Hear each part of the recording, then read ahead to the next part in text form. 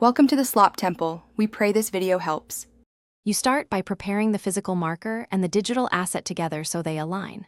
First, print the high-contrast image at true size. This becomes your tracking marker.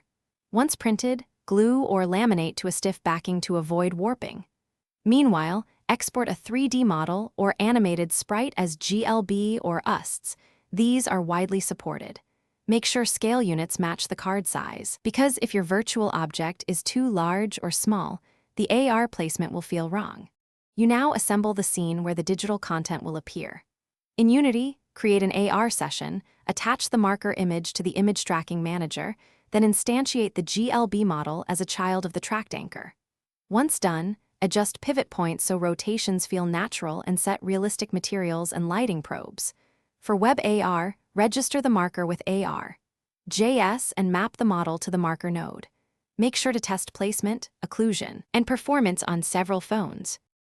You finish by optimizing and packaging the experience for users. Reduce polygon counts and texture sizes to keep frame rate smooth, then export a mobile build or host the web bundle. Once done, test across lighting conditions and from different distances to confirm tracking stability. If tracking fails, reprint a higher contrast marker, grant camera permissions, and verify the model's scale matches the card. And if occlusion looks wrong, add depth testing or a simple shadow plane to ground the object visually. Thanks for watching. Consider subscribing if we helped you.